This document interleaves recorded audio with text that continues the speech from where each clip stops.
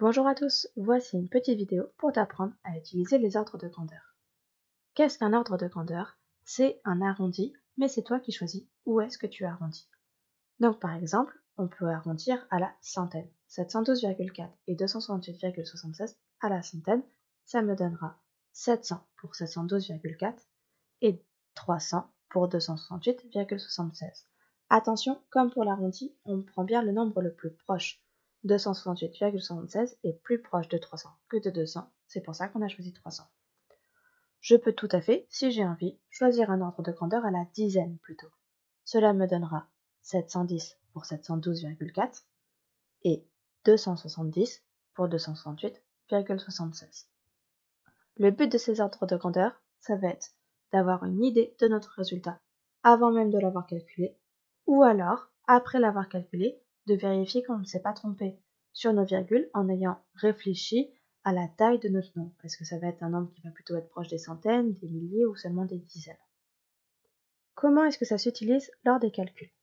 Attention, on ne fait des ordres de grandeur, comme je l'ai dit, que pour vérifier ou pour avoir une idée du résultat, mais s'il n'est pas précisé dans la consigne qu'il faut faire un ordre de grandeur, on attend le résultat exact, donc ça ne suffira pas comme réponse. Par contre, pour une addition et une soustraction, si je veux avoir une idée de la taille que ça va faire, du résultat que je vais obtenir, je peux remplacer les nombres par leur ordre de grandeur. Donc, par exemple, si je choisis d'utiliser les ordres de grandeur à la centaine, je vais l'utiliser dans tout mon calcul d'addition ou dans tout mon calcul de soustraction. Donc, je vais remplacer le 712,4 par 700 et le 268,76 par 300, si je décide de faire l'ordre de grandeur à la centaine. Une fois que j'ai remplacé, je peux faire mon calcul comme je le fais habituellement. 700 plus 300, 1000. 700 moins 300, 400. Donc je sais que 712,4 plus 268,76 n'est pas très loin de 1000. Et de la même manière, je sais que la soustraction, le résultat ne va pas être très loin de 400. Donc j'ai une idée de la taille de mon résultat. Je peux choisir de faire la même chose mais en prenant un ordre de grandeur à la dizaine. Je vais dans ce cas-là remplacer le 712,4 par 710 et le 268,76 par 270. Et je vais ensuite faire mes calculs comme je le fais d'habitude. 710 plus 270, ça me fait 980. Ça reste facile de tête. Par contre, 710 moins 270, ça commence déjà à être un peu plus compliqué.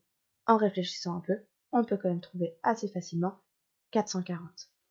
Quel est l'intérêt de prendre des nombres un peu plus précis? Eh bien, tout simplement, nous allons être plus proches du résultat exact. Pour vous le montrer, j'ai fait le calcul exact de chacune de mes opérations.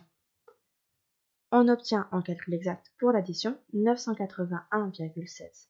On remarque donc que mon ordre de grandeur avec les dizaines, qui était 980, est plus proche que mon ordre de grandeur avec les centaines, qui était 1000.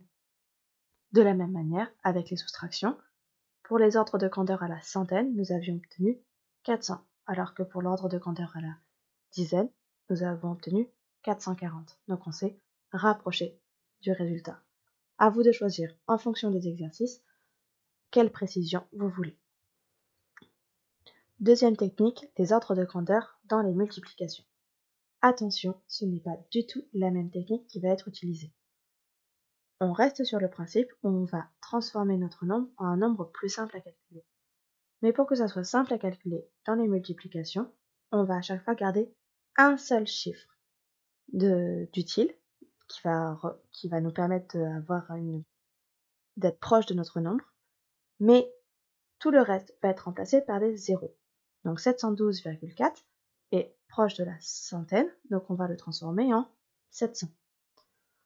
268,76 est aussi dans l'ordre de grandeur des centaines, donc on le remplace par 300.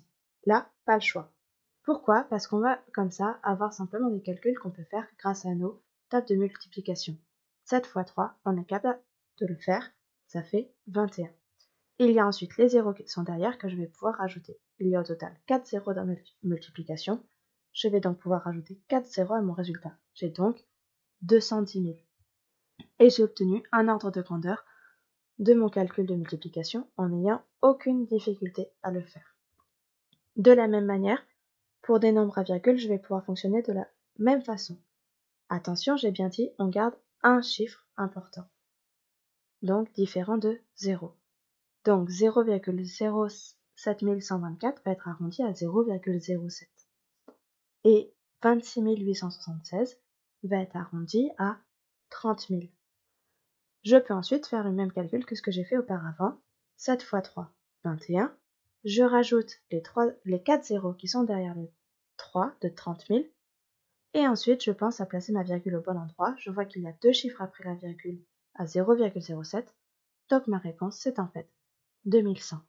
Attention à ne jamais, jamais, jamais arrondir un nombre à virgule qui commence par 0, quelque chose dans une multiplication par 0. Pourquoi? Parce que sinon, ici, on aurait par exemple trouvé 0 fois 30 000 qui fait 0. Et là, on se serait vraiment éloigné de notre résultat qui est plutôt 2100. J'espère que tu as tout compris. N'hésite pas à revoir la vidéo si besoin et à bientôt en classe.